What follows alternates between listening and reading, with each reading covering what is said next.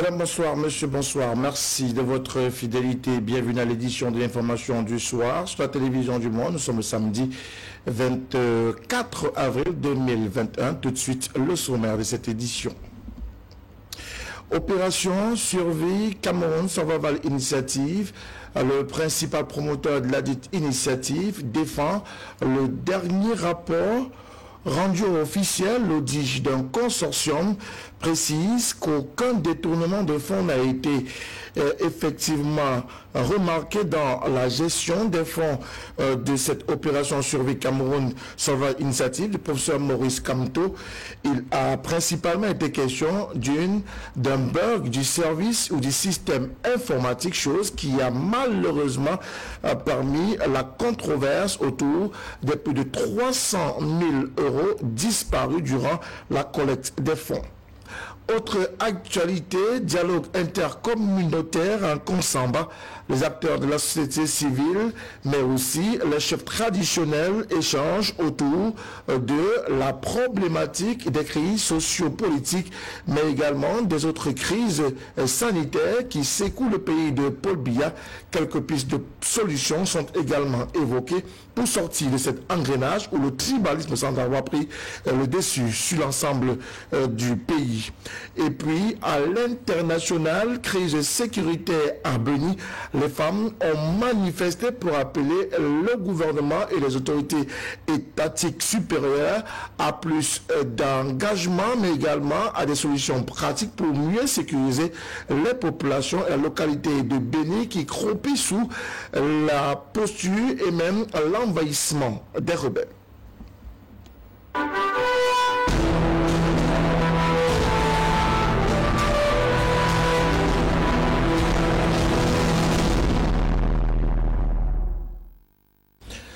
Madame, bonsoir. Monsieur, bonsoir une fois de plus. Merci de votre fidélité. C'est l'édition de l'information du soir sur la télévision du Monde. Une édition que nous ouvrons en nous intéressant principalement à l'opération Survie Cameroun Survival Initiative. Le promoteur de la dite opération, le professeur Maurice Kamto, par ailleurs, président national du MRC, était face à la presse. Il a tenu à présenter le rapport d'audit du consortium commandé à cet effet. D'après le dit consortium, il n'y a pas eu de détournement de fonds principalement. Le problème est né d'un bug du système informatique mis en place pour la collecte des fonds en vue de l'opération Survie Cameroun Survival Initiative. Les plus de 300 000 € portés disparus n'ont donc pas été détournés. C'est l'avis présenté par le professeur Maurice Kamto. Suivons plutôt ce reportage. Que cette initiative n'a pas été lancée par Maurice Kamto, président du mouvement pour la renaissance du Cameroun, mais par le citoyen Maurice Kamto. Et il n'y a pas eu de malversation financière, encore moins de détournement des fonds dans l'opération Survie Cameroun Survival Initiative. La conclusion est celle d'un consortium de cabinets d'audit mis en place par l'initiateur de l'opération, le professeur Maurice Kamto, qui a présenté les conclusions du nouvel audit mené à la suite de la découverte d'un trou financier de plus de 300 000 €. Le consortium conclut qu'un bug informatique est à l'origine de l'écart constaté entre les chiffres affichés par les plateformes de collecte en ligne et le montant cumulé des sommes collectées par les opérateurs Stripe et PayPal et versées sur le compte bancaire de SCSI. Le bloc en question provient du convertisseur de devises de l'extension GiveWP du logiciel qui a permis de construire le site SCSI. Le bug s'est manifesté à compter du mois de juin 2020, lorsque, à la demande des donateurs, la possibilité a été offerte d'effectuer des dons en ligne en des devises autres que l'euro, qui était jusque-là la devise de base. Depuis lors, 81 donateurs ont pu effectuer des dons, notamment en dollars des États-Unis d'Amérique et en livres sterling. Le bug informatique à l'origine de ces écarts financiers a par ailleurs été reconnu par le fournisseur, une filiale américaine, mais également en reparé, chose qui a facilité les opérations du consortium d'audit mis en place. Le problème à l'origine du bug informatique localisé dans le convertisseur de devises a été reconnu par l'éditeur du logiciel, qui, je le rappelle, est une firme américaine. Non seulement par rapport au cas spécifique de SCSI, voire le paragraphe 6.3 du rapport, mais aussi comme un problème inhérent au logiciel et auquel on fait face d'autres utilisateurs. En réitérant que l'opération Survie Cameroun Survival Initiative est une initiative privée et non politique, le professeur Maurice Kamto, président national du MRC, a dénoncé les pressions subies par le premier cabinet contacté, Ernst & Young Paris, qui a fait l'objet de pressions diverses venant de Yaoundé. Afin de sortir de la confusion ainsi créée et d'apporter toute la lumière sur la situation, j'ai fait appel au service de Ernst & Young, cabinet Ernst & Young Paris, qui, après avoir accepté son mandat, a dû se dédire dans les circonstances et pour les raisons mentionnées dans mon communiqué du 13 février 2021. En précisant que la vérité est d'or et déjà restituée, Maurice Kamto assure que l'opération mise en place a principalement visé à apporter une réponse significative à la lutte contre la pandémie Covid-19 qui faisait ravage au Cameroun. Nous nous intéressons également à la crise sécuritaire dans les régions du nord-ouest du Cameroun, aux menaces Boko Haram, à la montée en puissance du tribalisme. Ces faits ont mobilisé la société civile en Konsamba, chef du département du Mongo, avec un appui significatif des gardiens de la tradition. Il a été question de piloguer autour de ces différentes problématiques, mais surtout de proposer quelques solutions pour définitivement tordre le cou à ces différentes crises qui sévissent au Cameroun. Reportage. Le Cameroun fait face à de nombreuses crises sociopolitiques et sécuritaires, notamment Boko Haram depuis 2013, la crise séparatiste dans les régions du nord-ouest et sud-ouest depuis 2016, en octobre 2018, la crise post-électorale. À ces crises et conflits, il faut ajouter les violations des droits humains, des violences sexuelles, des réfugiés issus des pays voisins, des déplacés internes, des urgences humanitaires, des villages et infrastructures complètement détruits. Un tableau noir auquel s'ajoute la recrudescence des propos haineux dans les réseaux sociaux et les médias et la montée en puissance du tribalisme qui fragilise davantage le vivre ensemble et la concorde au Cameroun. Fort de cette situation, la nécessité de la réconciliation nationale s'impose avec acuité, d'où la tenue en Konsamba de ce dialogue intercommunautaire pour la paix et la réconciliation. Je pense que le Cameroun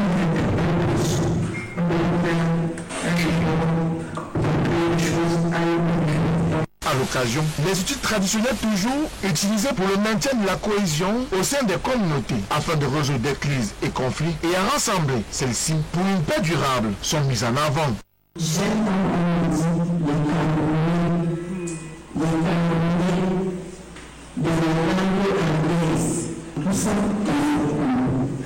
D'ailleurs, les cibles les plus vulnérables, notamment la jeune fille et la femme défenseur, sont capacitées en matière de protection physique et de sécurité des données, surtout au travers de la mobilisation et la sensibilisation, afin qu'elles militent en faveur de la consolidation de la paix et de la réconciliation nationale. Le constat qui est c'était l'importance de la femme et de la jeune fille dans la réalité de nous. Parce que la plupart des personnes qui peuvent, je ne sais pas, sensibiliser, tout la personne des femmes. En somme, il s'agit principalement de mettre ensemble les Camerounais vivant dans les zones de conflit et en dehors, de doter les jeunes filles et les femmes, défenseurs et journalistes d'outils pratiques de protection, objectifs, favoriser et encourager la mise sur pied d'un plaidoyer constant pour la prise en compte de l'approche droits humains dans la gestion des crises et conflits au Cameroun. Nous parlons toujours de la sécurisation des zones de conflit et notamment nous intéressons à cette capacitation qui a réuni les acteurs militaires du Centre multinational de coordination zone D qui regroupe à la fois le Cameroun, la République centrafricaine, le Gabon, le Tchad, mais également les partenaires au développement, notamment l'Union européenne. Ces derniers viennent de se réunir à Douala à l'effet de mettre ensemble leurs technologies pour combattre au mieux le piratage maritime. Reportage. Ils sont 16 participants du Centre multifonctionnel de coordination zone et du patrouilleur Betseng mis à disposition par le Gabon à bénéficier de cette capacitation au travers de la plateforme Yaris entendue Yaoundé Architecture Regional Information System. Vous savez, la sécurisation maritime est très complexe, compte tenu de l'étendue de la mer, et puis des moyens onéreux que nous devons utiliser pour pouvoir y faire face, c'est-à-dire les bateaux. D'où l'importance de l'utilisation de l'outil technologique. Yaris, essentiellement, consiste à une agrégation des données radar, des données satellitaires, des données AIS, des données de télédétection qui nous permettent de voir à une longue distance. Cet outil permet désormais d'avoir rapidement et à temps les renseignements précis sur le suspect et facilite du même coup l'optimisation de la capacité d'intervention des personnels dans un contexte opérationnel. D'ailleurs, ces derniers ont été mis en situation de scénario fictif de lutte contre la pollution maritime, la pêche illégale, le suivi des contacts d'intérêt ou de réponse à des actes de piraterie. Donc tout ce qui concernait la prise de décision, l'échange d'informations, le renseignement et tout le reste, on a été vraiment imprégné de la situation. Donc pour nous aujourd'hui c'est un plus. Nous pouvons aujourd'hui comprendre quand nous recevons des ordres d'aller en mer pour telle ou telle patrouille, nous pouvons comprendre au moins tout le travail qui a été fait déjà en amont. Et nous avons vraiment pris conscience de la situation.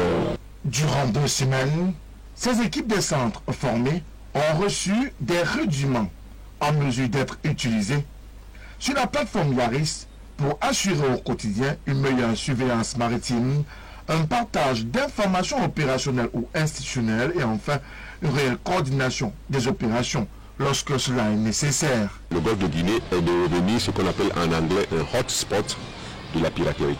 Pour que nous luttions efficacement contre ces actes de piraterie, nous devons être informés individuellement et collectivement pour apporter une réponse collective dans le cadre d'une approche globale.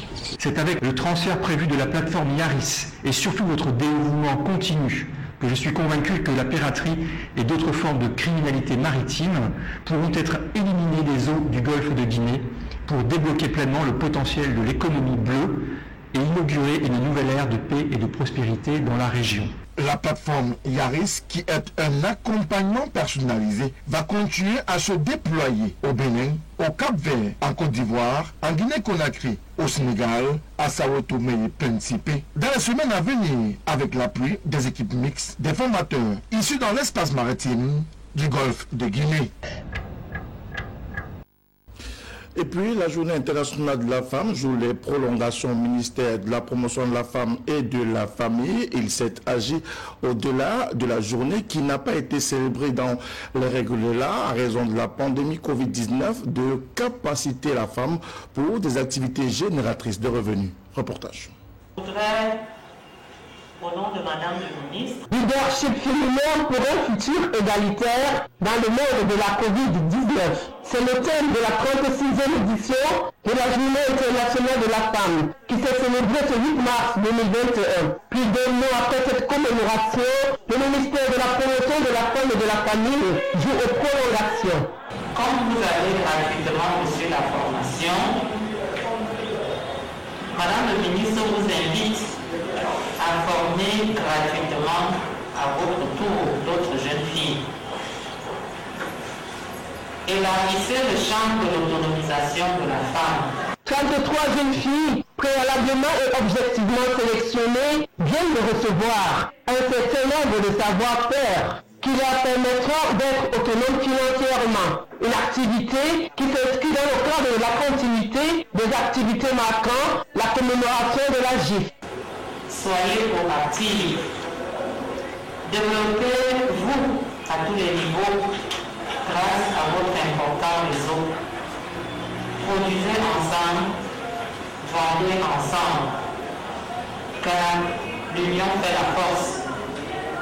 Ce n'est pas ce prix que vous serez des femmes fortes de demain.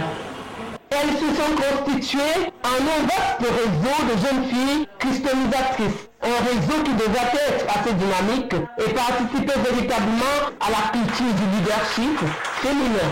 Nous avons appris à fabriquer des bijoux, à customiser des pièces de série, à récupérer des vieilles chaussures, des vieux sacs, à fabriquer des bouquets de fleurs, etc.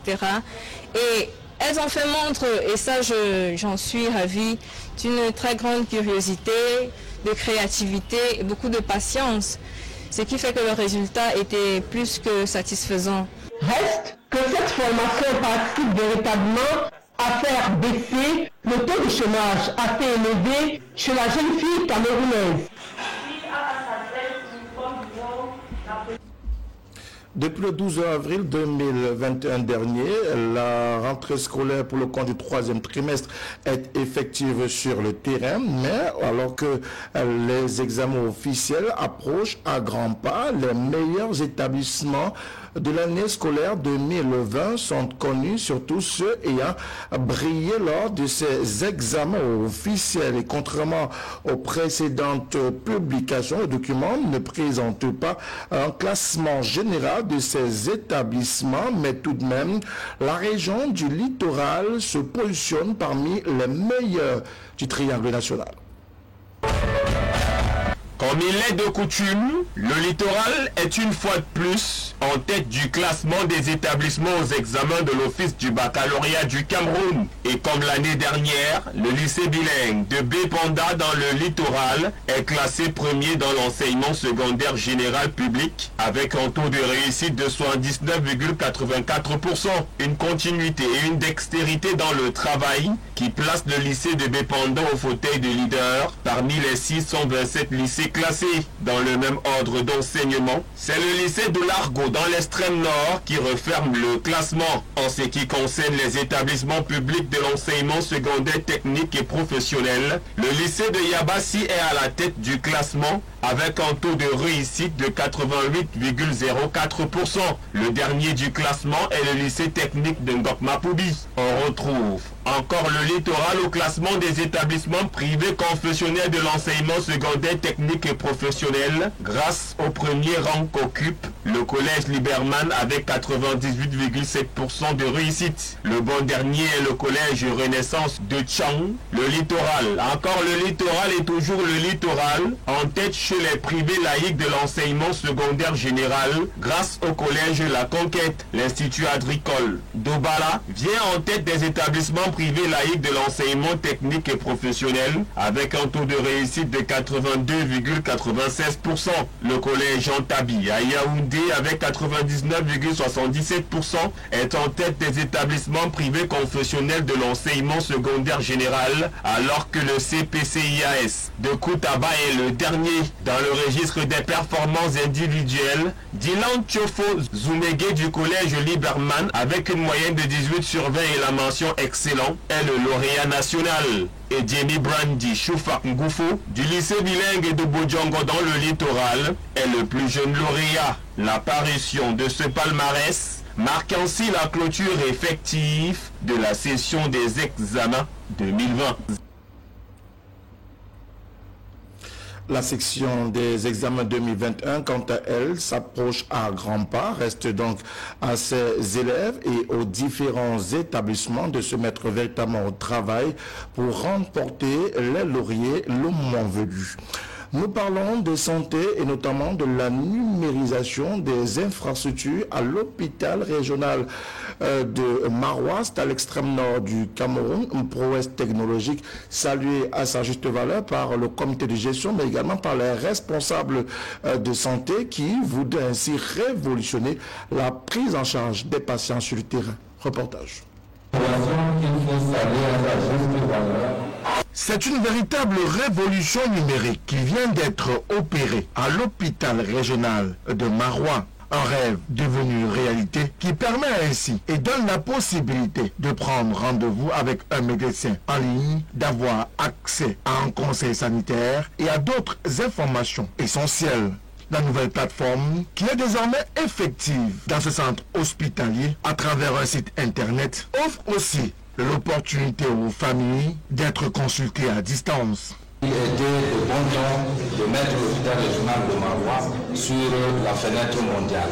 Il s'agit là d'une politique volontairement transparente. Cela témoigne, n'est-ce pas, de l'engagement, du professionnalisme, mais également du patriotisme, d'autant plus que cette fenêtre permettra à poursuivre aux partenaires, n'est-ce pas, au développement dans le secteur de la santé, d'intervenir en regardant l'hôpital régional.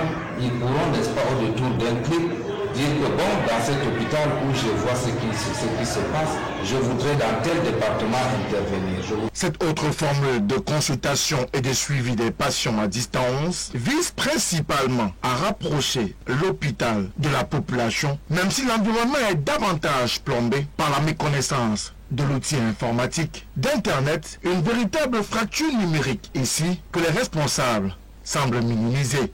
Lancer un site internet aujourd'hui, ça ne change en rien le fonctionnement de l'hôpital. L'hôpital continue à fonctionner comme d'habitude, mais les actions deviennent de plus en plus visibles. Et les populations deviennent de plus en plus et de mieux en mieux informées sur la qualité et la quantité des prestations. Bien que la plateforme soit opérationnelle 24 heures sur 24, 7 jours sur 7, quelques réglages doivent encore être menés pour que cet outil donne sa pleine mesure à la fois aux populations, mais davantage aux responsables de l'hôpital régional de Marois pour une meilleure prise en charge des patients.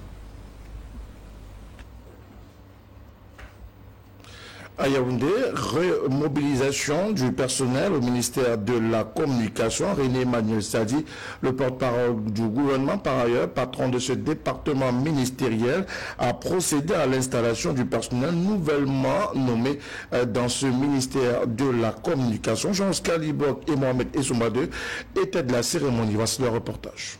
Je vous déclare à présent solennellement installé dans vos fonctions respectives. C'était un personnel visiblement heureux réuni en ce jour à la cour du ministère de la Communication pour recevoir l'onction de la hiérarchie après avoir été promu à certains postes de responsabilité. René Emmanuel Sadi aura, dans son propos de circonstances, fixé le cap des challenges à relever. Veuillez vous conformer aux lois fondamentaux que vous impose cette charge. Exprimer des critiques non mentionnées à l'égard de l'administration ou de supérieurs hiérarchiques ou encore dans le souci de comportements incompatibles avec la dignité, l'impartialité ou la sérénité de nos fonctions. Quant au devoir d'obéissance hiérarchique, il vous astreint, quel que soit votre rang, à vous conformer aux instructions de vos supérieurs hiérarchiques. Vis-à-vis de vos collaborateurs, vous devez approcher par l'exemple, notamment en termes de ponctualité, d'assiduité, de loyauté, de probité et d'altruisme. Dans la conduite de l'émission, je vous prescris proactivité, anticipation, inventivité et sécurité dans le traitement des dossiers. Justine Dupont élevé rang de chevalier de l'ordre de la valeur, elle qui a lu avec assurance 30 ans d'enseignement, remercie le chef d'État pour cette distinction honorifique. Pour moi, c'est encore un nouveau défi, un nouveau challenge. J'allais dire, c'est le commencement du travail fait avec abnégation, avec engagement, du travail fait avec dévouement. Parfois, on arrive à s'oublier, on travaille de jour comme de nuit parce qu'il faut atteindre et achever les objectifs.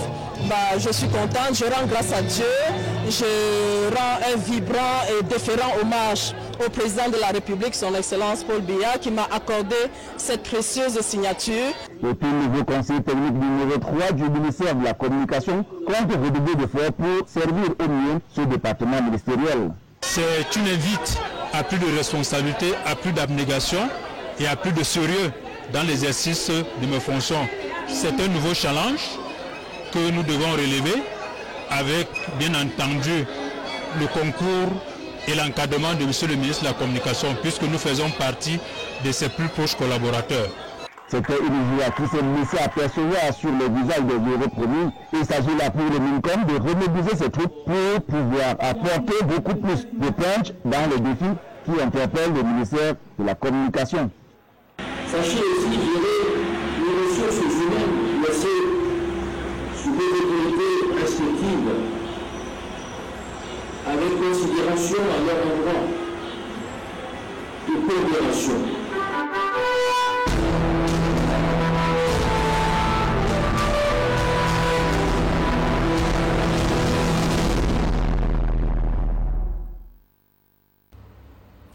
Dans la page internationale, nous rendons en République démocratique du Congo où les femmes ont manifesté dans les rues artères de Béni. Ces femmes appellent les autorités à plus de solutions pour leur sécurisation. Le lancement du projet de développement des chaînes de valeur de l'élevage de la... Vêtues d'un sac de riz, la tête ornée d'un foulard blanc, elles ont bravé l'interdiction à manifester et sont venues, en paix, réclamer la fin de l'insécurité dans le Nord Kivu. Exténuées, exaspérées par les massacres répétitifs de civils dans la région attribués aux ADF, un groupe armé ougandais, ces femmes réclament le départ de la force onusienne MONUSCO, qu'elles jugent trop laxiste. Nous sommes venus prier notre Dieu pour le retour effectif de la paix chez nous et qu'il donne la force à nos militaires pour qu'ils soient en mesure de combattre l'ennemi. Mais nous disons également que la MONUSCO doit partir de chez nous, qu'elle retourne là d'où elle est venue et nous laisse finalement libres. Malgré la détermination, le regard reste furtif. Après quelques minutes de manifestation seulement, les forces de l'ordre dispersent la foule à coups de gaz lacrymogène et de balles réelles. La veille déjà, plusieurs écoliers avaient haussé le ton. Certains ont investi les abords de l'hôtel de ville de Béni. Vous êtes en train de voir exactement les élèves en uniforme pour dire que c'est une marche de colère lancée par les élèves dans la raison d'appeler le président de la République en ville de Béni pour régulariser la situation. En 4 ans, les ADF auraient tué plus de 1840 civils, d'après les experts du baromètre sécuritaire du Kivu. Ces combattants sont considérés comme les plus violents parmi la centaine des groupes armés actifs dans l'est de la RDC. Et puis en France, attaque au couteau à Chambouillet. Le président français est allé à la rencontre de l'agent de police attaqué. À l'abri des caméras, ce samedi, le président Emmanuel Macron a rendu visite à la famille de Stéphanie M, policière morte après avoir reçu 2 coups de couteau. La nation est aux côtés de sa famille, de ses collègues et des forces de l'ordre. Du combat engagé contre le terrorisme islamiste, nous ne céderons rien.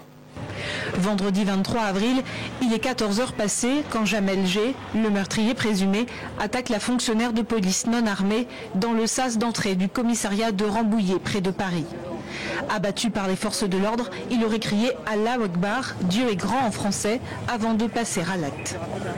Le parquet antiterroriste s'est saisi de l'enquête et tente de cerner le profil de l'assaillant présumé. Inconnu des services de police, Jamel G est un ressortissant tunisien, chauffeur-livreur de profession. À 36 ans, il était titulaire d'une carte de séjour valable jusqu'en décembre 2021. Sa famille affirme que le jeune homme était dépressif et suivi par un psychiatre. Son père et 2 autres personnes supposées l'avoir hébergé ont été placées en garde à vue. Les forces de l'ordre dénoncent des conditions de sécurité déplorables. Il y avait des craintes déjà à notre niveau sur la sécurisation de ce commissariat. Si on veut que les policiers protègent la nation, il faut aussi que ces policiers soient protégés quand ils sont sur leur lieu de travail. Certaines entreprises privées sont presque mieux protégées que certains bâtiments de l'État. Couple de policiers tués en 2016, professeur décapité l'année dernière. Ce n'est pas la première fois que le département des Yvelines est la cible d'attentats terroristes. Des hommages devraient être rendus prochainement à Stéphanie M, qui a 49 ans, laisse derrière elle 2 adolescentes de 13 et 18 ans. Madame, Monsieur, c'est la fin de l'édition de l'information du soir sur la télévision du Monde. Merci de l'avoir suivi. Restez en compagnie des programmes de la télévision du Monde qui se poursuivent. Bonsoir à toutes et à tous.